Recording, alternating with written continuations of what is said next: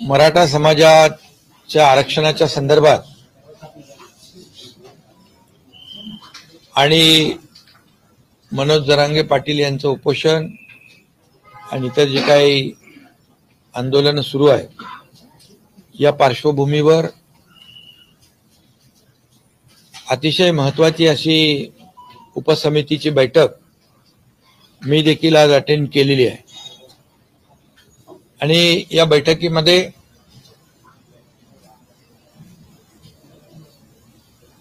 अतिशय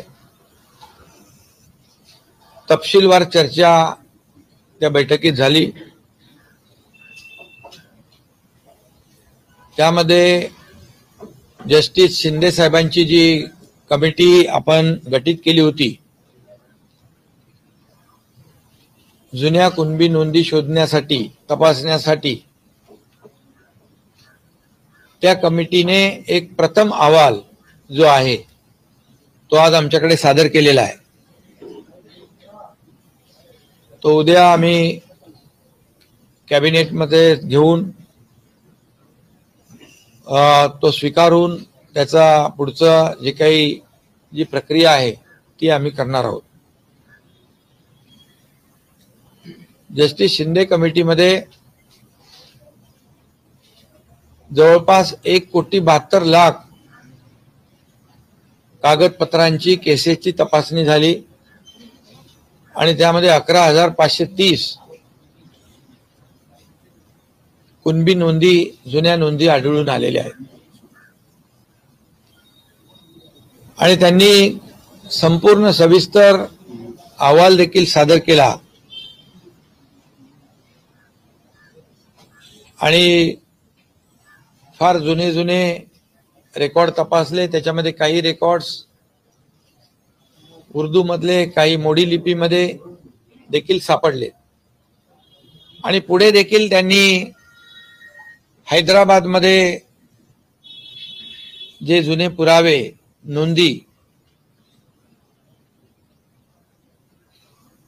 त्या कागदपत्रांसाठी विनंती केलेली आहे आणि त्याच्यामध्ये देखील त्यांचं म्हणणं आहे की आणखी काही नोंदी सापडतील म्हणून त्यांनी 2 महिन्याची आपल्याला सरकारकडे मुदत मागितली आणि काम तसं बघायला गेलं तर त्यांनी खूप चांगल्या प्रकारचं काम केलंय।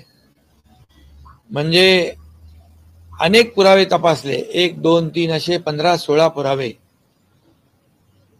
तपासले। अतिशय डिटेलमध्ये त्यांनी त्याच्यामध्ये काम केलेलं आहे आणि म्हणून सरकारने त्यांना 2 महिन्याची जी काही मुदत दिली की त्यांच्या कामाचा आवाका आणि त्यांच्या कामातून आलेलं आउटपुट जे आहे ते त्याचं प्रमाण मोठं आहे। तरी सुद्धा त्यांना आम्ही सांगितलेलं आहे, विनंती केली आहे की 2 महिन्याचा अवधी असला तरी सुद्धा लवकरात लवकर आपला रिपोर्ट सादर करा, अंतिम रिपोर्ट। पण हे जे 1,73,00,000 कागद तपासलेत, केसेस तपासल्यात आणि 11,530 याच्यामधून नोंदी सापडल्यात, ही देखील एक समाधानकारक बाब आहे आणि म्हणून त्यांना देखील कुणबी प्रमाणपत्र जे आहेत ज्यांच्या नोंदी सापडल्यात त्या कागदपत्रांची तपासणी करून पुढची कार्यवाही देखील सुरू होऊन जाईल। दुसरं हा एक भाग झाला जस्टिस शिंदे कमिटीचा आणि दुसरा एक भाग जो आहे जे मराठा आरक्षण, मूळ मराठा आरक्षण जे आहे हे सुप्रीम कोर्टामध्ये जे रद्द झालं त्यावर देखील सरकार काम करतंय आणि क्युरेटिव्ह पिटिशन मध्ये सुप्रीम कोर्टाने ड्यू प्रोसेस मध्ये मॅटर लिस्टिंग करून आम्ही ऐकू अशा प्रकारचं एक विंडो सुदैवाने ओपन झालेला आहे आणि त्यावर देखील काम सरकारचं युद्ध पातळीवर सुरू आहे.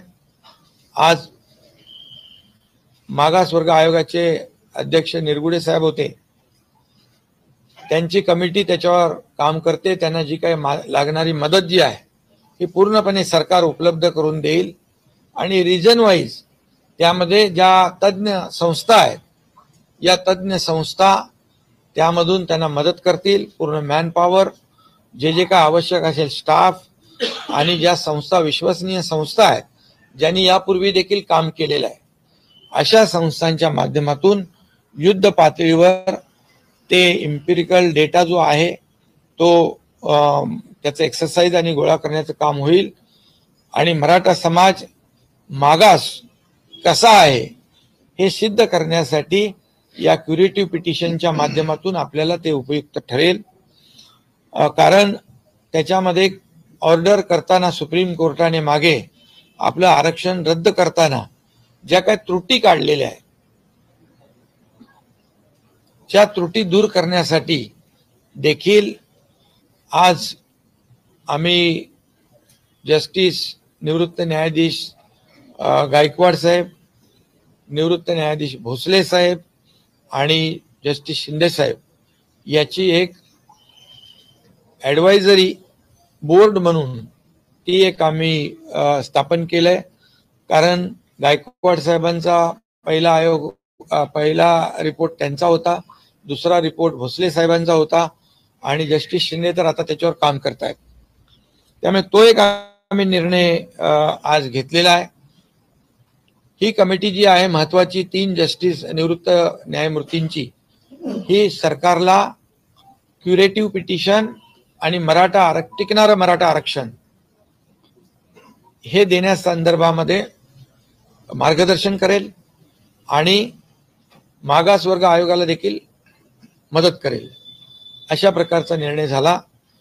एक टास्क फोर्स जो आहे तो देखील सिनियर काउन्सिलचा आपण गठीत केलेला आहे आणि त्यांची देखील बैठक जी मागच्या वेळेस मराठा आरक्षण जे देवेंद्र फडणवीस साहेब मुख्यमंत्री असताना दिलं त्या कमिटीमध्ये दादा आम्ही सगळेच होतो आणि त्यात देखील जे काही तज्ज्ञ आहेत त्या तज्ज्ञांनी मराठा आरक्षण मिळवून देण्यासाठी हायकोर्टमध्ये टिकवण्यासाठी जे काही काम केलं त्यांची देखील बैठक टास्क फोर्सचे जे आपले वकील आहेत किंवा आपली जी बाजू सुप्रीम कोर्टामध्ये मांडणार आहे त्यांची देखील बैठक तातडीने घेण्याचा निर्णय आम्ही घेतलेला आहे.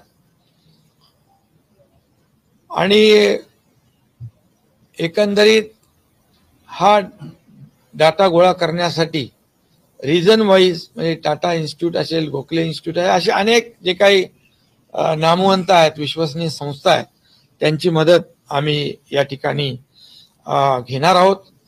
आणि ज्यांना या बाबतीमध्ये ज्यांनी मगाशी मी म्हटलं की मागच्या वेळेस जे आरक्षण दिलं आणि हायकोर्टामध्ये त्याला चॅलेंज झालं पण हायकोर्टामध्ये देखील ते टिकवलं आणि त्यामध्ये ज्यांनी सहभाग घेतला, योगदान दिलं, त्यांची देखील मदत आम्ही घेतोय. खरं म्हणजे हा मुद्दा फार जुना आहे, 1980 पासूनचा. असं असलं तरी सुद्धा या मुद्द्याला, मराठा आरक्षणाला खऱ्या अर्थाने चालना दिली ती देवेंद्र फडणवीस साहेब मुख्यमंत्री होते त्यावेळेस दिली आणि त्यावेळेस मराठा समाजाला आरक्षण आपण सरकारने दिलं. हायकोर्टामध्ये त्याला चॅलेंज झालं, ते टिकवण्याचं काम आपल्या सरकारने आणि या सर्व तज्ज्ञ लोकांनी केलं. सुप्रीम कोर्टामध्ये अपील झाल्यानंतर दुर्दैवाने ते आरक्षण रद्द झालं. दुर्दैवानेच म्हणेन मी, कारण ह्याच्यामध्ये त्यावेळेस सुप्रीम कोर्टाने काही त्रुटी आणि ऑब्झर्वेशन नोंदवले. त्यामध्ये त्याला आपण कोर्टाला त्यावेळेस कन्व्हिन्स त्यावेळेचे जे कोणी असतील ते करू शकले नाहीत. दुर्दैवाने मी म्हणेन, आज मी त्याच्यामध्ये राजकारणामध्ये जाऊ इच्छित नाही, परंतु काही गोष्टी ज्या आहेत, काही कागदपत्र त्याला सादर करण्यासाठी देखील अनेक वेळा सुप्रीम कोर्टाच्या तारखा मागितल्या गेल्या. अनेक वेळा काही असंही घडलं की मराठीतलं इंग्लिशमध्ये ट्रान्सलेट करणं हे देखील त्यालाही विलंब झाला, किंबहुना त्याच्यामध्ये देखील त्रुटी राहिल्या. या सगळ्या कारणांमुळे जे सुप्रीम कोर्टाने रद्द केलेलं आरक्षण जे आहे हे आरक्षण आताच्या क्युरेटिव्ह पिटिशनमध्ये त्याच्या त्रुटी दूर करण्याचं काम आणि मराठा समाज मागास कसा आहे हे सिद्ध करण्याचं काम वार फुटिंगवर, युद्ध पातळीवर आमचं सरकार करेल. आणि टिकणारं, कायद्याच्या चौकटीत बसणारं आरक्षण जे आहे हे देण्यासाठी सरकार कटिबद्ध आहे.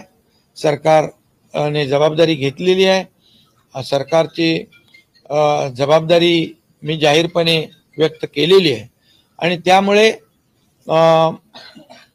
आणि त्याचबरोबर उद्या मनोज जरांगे पाटील यांचे काही प्रतिनिधी देखील अशी चर्चा आपली उपसमिती आणि आपले अधिकारी देखील करतील. तशा प्रकारची त्यांना देखील विनंती आमचे डिव्हिजनल कमिशनर, कलेक्टर करतील.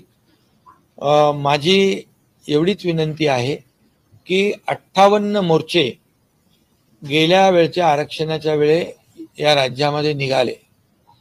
अतिशय शिस्तबद्ध पद्धतीने ते मोर्चे निघाले.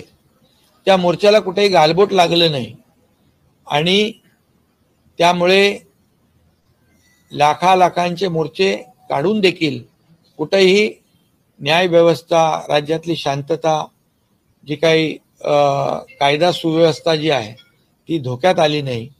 परंतु दुर्दैवाने आज काही ठिकाणी मराठा समाज शिस्तप्रिय आहे, शांत आहे, हे त्यांनी दाखवून दिलं मागच्या आरक्षण मिळण्यापूर्वी. परंतु काही लोक आज जे काय कायदा सुव्यवस्था, जाळपोळ हे जे काही सुरू आहे, मला वाटतं मराठा समाजाने अगदी सजग होऊन याकडे पाहिलं पाहिजे. कारण हे गालबोट लागल्यामुळे आज कायदा सुव्यवस्था निर्माण झालेली आहे. त्याचबरोबर मराठा समाज जे बांधव आहेत त्यांना देखील माझी विनंती आहे, मी जाहीरपणे देखील विनंती त्यांना केली आहे, तुमच्या माध्यमातून देखील करतो की टोकाचं पाऊल आपण उचलू नका, आत्महत्येसारखं पाऊल उचलू नका. आपल्या मुलाबाळांचं, आई वडिलांचा, परिवाराचा विचार करा, त्यांना वाऱ्यावर सोडू नका. अशा प्रकारची मी त्यांना भावनिक आवाहन देखील या ठिकाणी करू इच्छितो. आणि कारण मराठा आरक्षण देण्यासंदर्भात जे 1980 पासूनचा प्रश्न असताना देण्याची तत्परता मुख्यमंत्री देवेंद्र फडणवीस साहेब जेव्हा होते त्यावेळेस दिलं, हायकोर्टात देखील टिकवलं. दुर्दैवाने सुप्रीम कोर्टामध्ये ते टिकवू शकले नाहीत. ही वस्तुस्थिती आहे, हे कटू सत्य आहे. आम्ही देणारे आहोत आणि प्रामाणिकपणे मराठा समाजाला आरक्षण 2 टप्प्यामध्ये आपण, एक कुणबी जे जस्टिस शिंदेचं काम, दुसरं क्युरेटिव्ह पिटिशनच्या माध्यमातून सुप्रीम कोर्टाचं काम आम्ही प्रामाणिकपणे करतोय.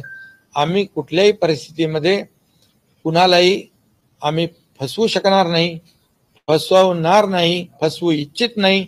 म्हणून जी मागणी जी आहे ती मागणी देखील कायदेशीर असली पाहिजे, नियमामध्ये बसणारी असली पाहिजे आणि ती टिकणारी असली पाहिजे. नाहीतर आज आम्ही सरकारने निर्णय घ्यायचा आणि उद्या तो फेटाळायचा. समाजाला एक प्रकारे सरकारने फसवलं अशी भावना सरकारमध्ये, जनतेमध्ये, मराठा समाजामध्ये आम्ही जाऊ देणार नाही. आम्ही जे बोलतोय, जे होण्यासारखं आहे तेच आम्ही बोलतोय. आणि नक्की आपल्याला मी सांगतो, आपल्या माध्यमातून मराठा समाजाला टिकणारं, कायदेशीर टिकणारं, कायद्याच्या चौकटीत टिकणारं, इतर कुठल्याही समाजावर अन्याय न करता हे आरक्षण आम्ही देणार आहोत. त्यासाठी सगळ्या प्रक्रिया ज्या आहेत त्याच्यावर सुरू आहे. आणि म्हणून मनोज जरांगे पाटील यांना देखील माझं आव्हान आहे, विनंती आहे की आपण थोडा वेळ यामध्ये सरकारला दिला पाहिजे. सरकारचं काम जे तुम्ही कुणबी दाखल्याचं जी मागणी केली, जस्टिस शिंदे अतिशय चांगल्या प्रकारचं काम करतात. त्यांनी त्याच्यातून आउटकम आपल्याला दाखवलेला आहे. त्यामुळे त्यांनी देखील मनोज जरांगे पाटील यांनी स्वतःची काळजी घेतली पाहिजे. त्यांच्या काळजीची आम्हाला तब्येतीची चिंता आहे. त्यांनी वैद्यकीय उपचार घेतले पाहिजे, पाणी घेतलं पाहिजे, त्यांनी हॉस्पिटलची जी काही ट्रीटमेंट आहे ती घेतली पाहिजे. कारण शेवटी कुठेही आम्हाला सरकारला देखील त्यांची चिंता आहे, त्यांच्या तब्येतीची चिंता आहे. त्यांनी जो काही मागास मराठा समाजासाठी जो लढा उभारलेला आहे, सरकारने तो गांभीर्याने घेतलेला आहे. सरकार पूर्णपणे या मराठा समाजाच्या आरक्षणाच्या बाबतीमध्ये अतिशय गंभीर आहे. आणि म्हणून आज सर्व लोकांची एक महत्वाची बैठक आम्ही या ठिकाणी बोलावलेली आहे. आणि त्यामध्ये पूर्णपणे आपल्याला सुदैवाने की 2 मार्गाने आपण या मराठा समाजाला न्याय देण्याचा निर्णय घेतलाय. जुन्या कुणबी नोंदी आणि क्युरेटिव्ह पिटिशनच्या माध्यमातून रद्द झालेलं आरक्षण हे देण्यासंदर्भात अतिशय युद्ध पातळीवर काम सुरू आहे. पण आपण झटकन हा निर्णय घ्या किंवा हा निर्णय घेऊ नका असं आपण करू शकत नाही. कारण जो निर्णय सरकार घेईल तो टिकाऊ असला पाहिजे, टिकणारा असला पाहिजे, कायद्याच्या चौकटीमध्ये बसणारा असला पाहिजे आणि त्याचे फायदे जे आहेत हे कायमस्वरूपी मराठा समाजाला मिळाले पाहिजे. अशा प्रकारची आमची भूमिका आहे. आणि त्याचबरोबर आज बैठकीमध्ये असाही निर्णय आपण घेतला की हा जो काही अहवाल जस्टिस शिंदे साहेबांचा आहे हा उद्या आपण कॅबिनेटमध्ये स्वीकारल्यानंतर आपले महसूल मंत्री, संबंधित तहसीलदार असतील, जिल्हाधिकारी असतील यांच्याबरोबर VC वरून बोलून हे जे काही ज्यांच्या जुन्या नोंदी आहेत त्या जुन्या नोंदी त्या ज्यांच्या सापडलेल्या आहेत त्या तात्काळ त्याची कागदपत्र तपासून त्यांना जे दाखले देण्याची प्रक्रिया देखील जी आहे ही सुरू करण्याचा देखील आपण निर्णय घेतलेला आहे. आणि हा निर्णय आज आपण नव्याने घेत नाही. हा निर्णय 2004, 2007 आणि 1967चा आहे. त्यामुळे मला वाटतं या सगळ्या दोन्ही बाजूतून आपण पुढे जातोय. आणि म्हणून आज या आंदोलनाला कुठेही गालबोट लागता कामा नये याची काळजी देखील मराठा समाजाने घेतली पाहिजे. की या मराठा समाजाच्या आडून कुणी अशा प्रकारचं ज्या घटना होत आहेत त्या घडवू इच्छित आहे का याचा देखील मराठा समाजाने विचार केला पाहिजे. आणि राज्यातील जनतेला देखील मी शांततेचं आवाहन करतो. कारण राज्यामध्ये कायदा सुव्यवस्था, शांतता अबाधित राखणं सरकारची जबाबदारी जशी आहे तशी नागरिकांची आहे आणि आपल्या सर्वांची आहे. त्यामुळे या सगळ्या आंदोलनाला मराठा समाजाच्या कुठेही गालबोट लागू नये याची काळजी मला वाटतं मराठा समाजाने, मराठा क्रांती मोर्चाने आणि मनोज जरांगे पाटील यांनी देखील घेतली पाहिजे. सरकार तर घेतेच आहे. आणि म्हणून सगळ्यांना मी शांततेचं देखील आवाहन करतो, विनंती करतो पुन्हा एकदा की मनोज जरांगे पाटील यांनी जे काही उपचार असतील, पाणी असेल, जेवण असेल हे घ्यावं आणि सरकारला थोडा अवधी निश्चितपणे दिला पाहिजे. कारण जो अवधी आपण वाढवून दिलेला आहे त्याच्यातून आपल्याला मोठ्या प्रमाणावर जुन्या नोंदी निष्पन्न होत आहेत. आणि म्हणून आणि त्याचबरोबर क्युरेटिव्ह पिटिशनचं देखील मी आपल्याला वस्तुस्थिती सांगितलेली आहे. सुदैवाने ती विंडो देखील आपल्यासमोर ओपन झालेली आहे आणि त्यासाठी आपण जे जे काय करायचं ते करणार आहोत.